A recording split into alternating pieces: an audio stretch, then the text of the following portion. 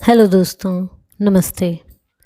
13 साल की अबोध बालिका स्कूल से घर की ओर बड़े ही चहकते हुए अंदाज में उछलते कूदते सहेलियों के संग आ रही थी।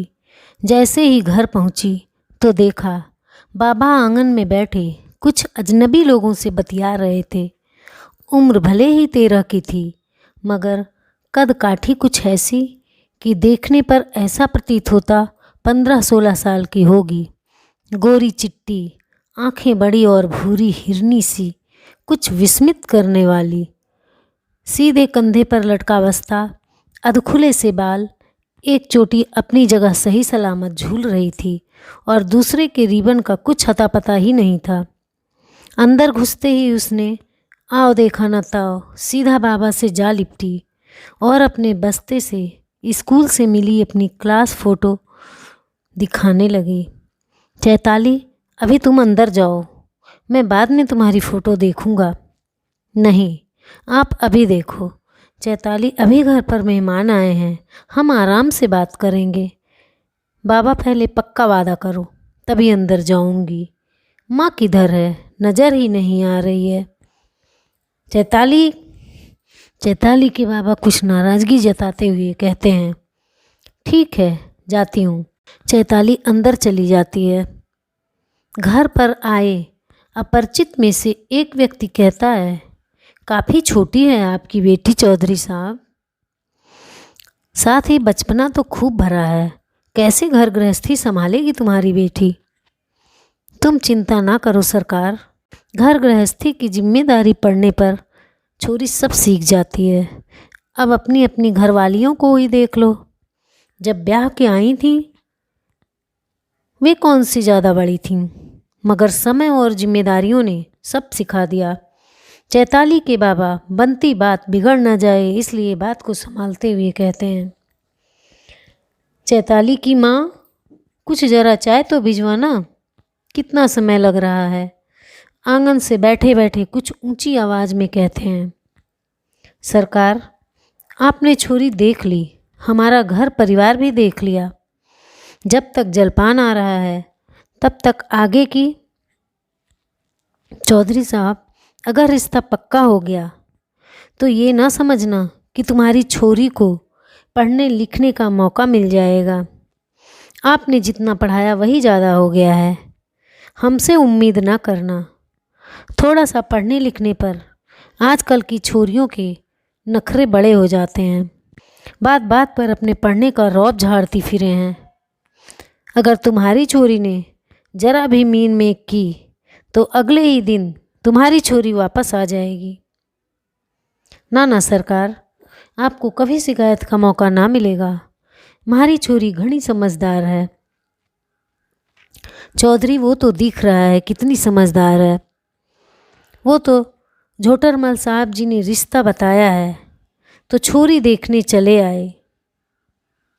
वैसे मारे छोरे ने छोरियों की कमी ना सहे।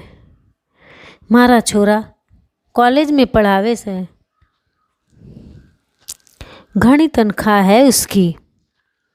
चैताली की माँ सबके लिए चाय नाश्ता लाती है। चाय की चुस्कियाँ लेते हुए बातें आगे बढ़ती हैं। उधर चैताली अपनी सहेलियों संग छत पर हंसी ठिठोलियाँ कर रही थी।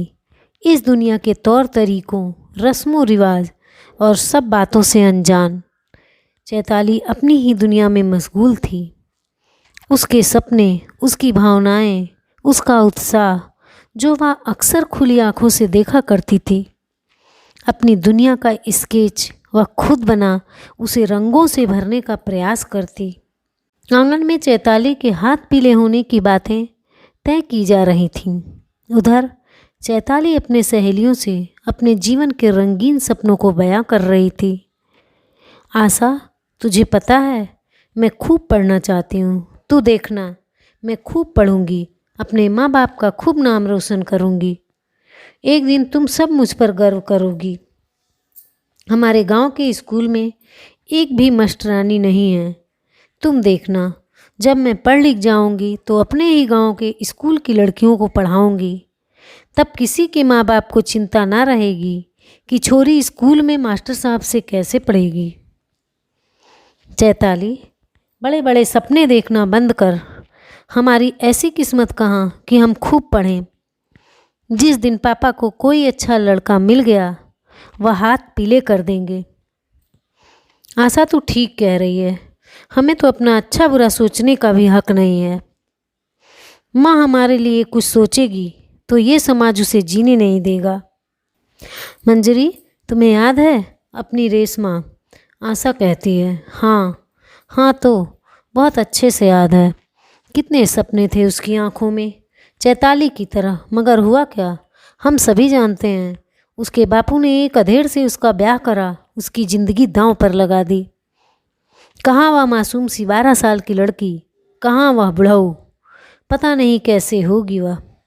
रेशमा की खुशियाँ अपनों ने ही निगल लिया।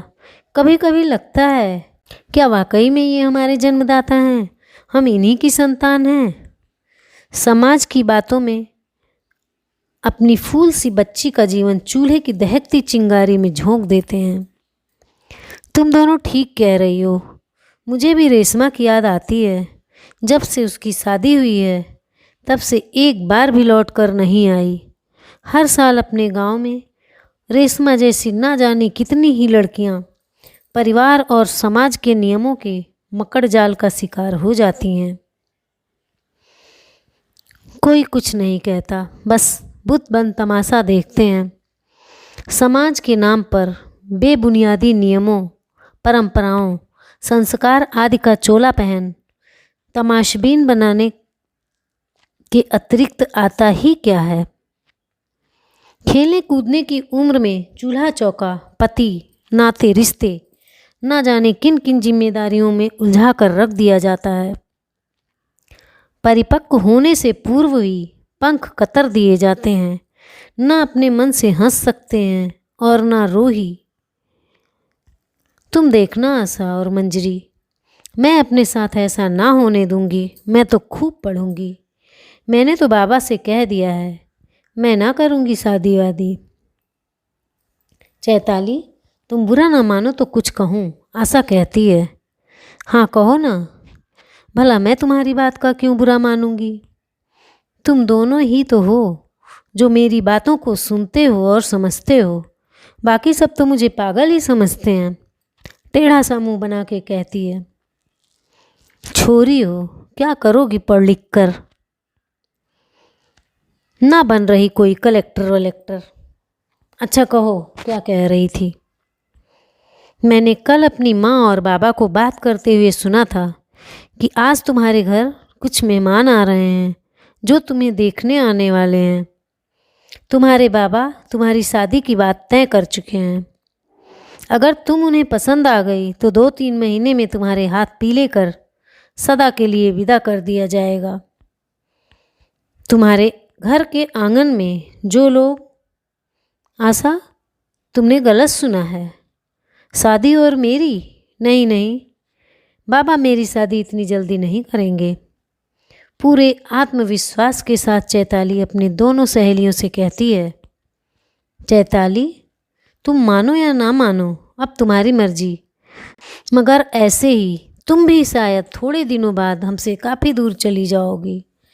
आज रेशमा को याद कर आंखें नम हुई चली जा रही हैं। पता नहीं हम फिर कभी यूं एक साथ। नहीं, ऐसा नहीं होगा। मैं अभी बाबा से पूछती हूँ, तुम यहीं रुको, मैं अभी आती हूँ। मंजरी चैताली का हाथ पकड़ उसे रोकती है। चैताली रुको, आशा ठीक कह रही है। तुम्हारा सबके सामने ऐसे जाना और अपने बाबा से कुछ भी पूछना उचित नहीं है। तुम अपने बाबा से अभी नहीं, बाद में। चैताली कुछ रुष्ट स्वर में। तुम दोनों को आखिर क्या हो गया है? आज अचानक कैसी बातें कर रहे हो तुम दोनों? सब कुछ मेरे समझ से परे है। मेरे बाबा ऐसा नहीं करेंगे। मैं अपने बाबा को बहुत अच्छे से जानती हूँ। वो अपनी बैतू से बहुत प्यार करते हैं। मुझे अपने से दूर नहीं जाने देंगे।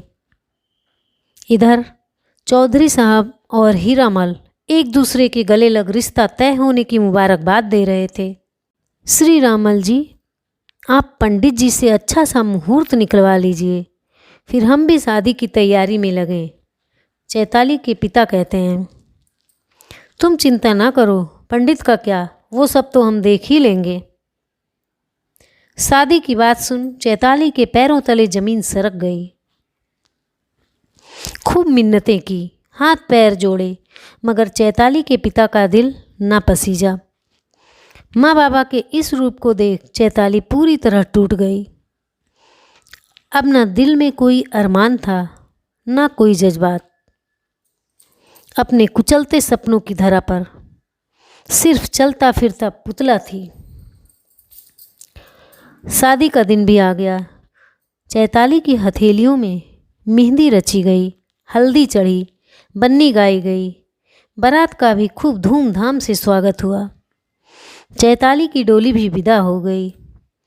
आशा और मंजरी द्रवित और स्तब्ध आंखों से चौखट पर खड़े हो चैताली की डोली ओझल होने तक निहारती रहीं।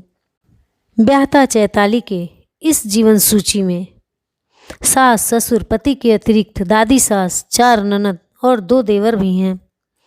सास और ननद की जुबान कुछ पतली थी, कुछ कहने और सुनाने का मौका ना छोड़ती। नन्हे नन्हे कोमल हाथों में 10-12 लोगों की जिम्मेदारियों की डोर। कितनी बार तो वह समझ ही ना पाती कि क्या करे और कैसे करूं। ऊपर से सास ननद का इस फिराक में रहना कि चैताली कोई गलती करे और वे उस पर बरस जाएं। फूंक फूंक कर कदम बढ़ाती और राम राम का नाम लेकर दिन काटती। पति पारस दूसरे शहर में नौकरी पेशा होने के कारण 15-20 दिनों में एक बार आया करता था। पारस के आने पर चैताली से बड़ा प्रेम पूर्वक व्यवहार किया जाता। चैताली हर बार पारस के आने पर अपने मायके जाने की बात करती, मगर माँ बाबा की सहमति के बिना भेजना उसके लिए नामुमकिन था। चैताली की हर बार मायके जाने वाली बात उसे कुछ खटकने लगी। कहीं मेरे घर में चैताली दुखी तो नहीं है, या उसके मन में कोई और इच्छा तो नहीं। पारस ने चैताली के मन की बात जानने की कोशिश की। पहले तो वह एक ही बात पर अटकी रही, मगर पारस के नम्र और सहृदय स्वभाव ने चैताली का मन जीत लिया। चैताली ने जो बोलना शुरू किया, बस अपनी बात पूरी करने पर ही रुकी। पारस उसकी मासूमियत और भोलेपन को निहार रहा था कि उसकी पत्नी अबोध बालिका ही है। भले ही रस्मों रिवाजों ने उन दोनों को परिणय सूत्र में बांध दिया हो, मगर वह आज भी निरी बच्ची ही है। पारस चैताली से कहता है कि वह उसे मायके भेजने में असमर्थ है, मगर उसे अपने साथ शहर ले जाने का बंदोबस्त कर सकता है। चैताली पारस की बातों से प्रभावित हो गई। सारी रात हृदय के धरातल पर नई उम्मीद और नए स्वप्न को बुनते बुनते कब सुबह हो गई, चैताली को पता भी नहीं लगा। अगली सुबह पारस ने चैताली को अपने साथ शहर ले जाने का प्रस्ताव बाबा के सामने रखा। बाबा ने बेटे की तकलीफ समझते हुए हाँ कह दिया, मगर माँ और बहनों ने तांडव मचा दिया। यह चली जाएगी तो घर के काम कौन करेगा? इसी ने साथ जाने की जिद की होगी, वरना हमारे बेटे को क्या पता। पारस माँ को समझाता है। उसने कुछ नहीं कहा, ना ही मैं उसका पक्ष ले रहा हूँ। तकलीफ़ यह है कि मुझे ऑफिस जाने से पहले और आने के बाद खाना पकाना, अपने कपड़े धोना सब खुद ही करना पड़ता है। ये रहेगी तो मुझे ज़रा आराम मिल जाएगा। पारस ने जैसे तैसे सबको मना लिया। अब क्या था, चैताली के सपनों को पंख मिल गए। पारस ने चैताली का 9वीं में दाखिला करा दिया। शुरू में उसे कुछ अटपटा लगा, मगर पारस के विश्वास ने उसका हौसला बढ़ा दिया। चैताली भी मन लगाकर पढ़ने लगी।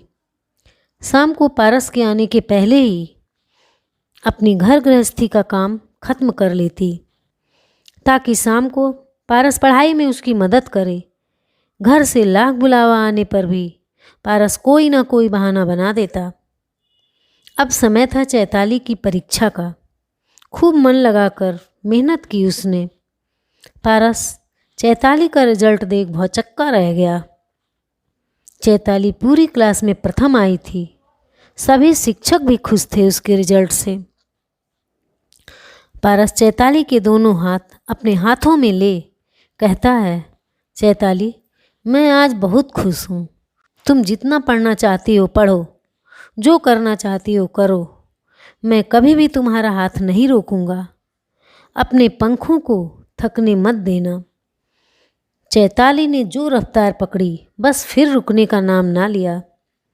इस सफ़र में पारस और चैताली की संतान के रूप में 3 बेटियों ने भी पदार्पण किया।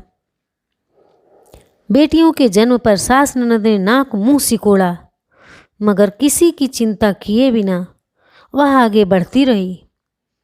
घर गृहस्थी की उधेड़-बुन, बेटियों की परवरिश और अपनी तालीम में कोई कमी न आने दी। चैताली ने 8 विषयों में MA की उपाधि के अतिरिक्त BEd, PhD की भी उपाधि ग्रहण की। अपने शैक्षणिक बल और सूझबूझ हेतु वह जूनियर कॉलेज में सरकारी नौकरी में सहायक शिक्षिका पद पर कार्यरत है। चैताली को उसकी दक्षता और कुशलता के लिए श्रेष्ठ शिक्षिका राज्य स्तर पुरस्कार से सम्मानित किया गया। विभिन्न सामाजिक, शैक्षणिक, धार्मिक आदि कार्यों से जुड़ी है। अनेकों पुरस्कारों से सम्मानित ऐसी है चैताली। बचपन में देखे स्वप्न को पूरा करने की ललक ने आज उसे उसके मुकाम पर पहुंचा दिया है। मात्र माता पिता का ही नहीं बल्कि सास ससुर का भी नाम समाज में ऊंचा कर दिया। पति की अगुवाई ने चैताली के जीवन की परिभाषा ही बदल दी। चैताली की बुलंदियों पर उसका पूरा गांव गर्व करता है तथा गांव की हर लड़की के लिए वह जीता जागता आदर्श बन गई। यदि जीवन में कुछ पाने की चाह उत्कृष्ट हो तो मंजिल पाना मुश्किल नहीं है। धन्यवाद।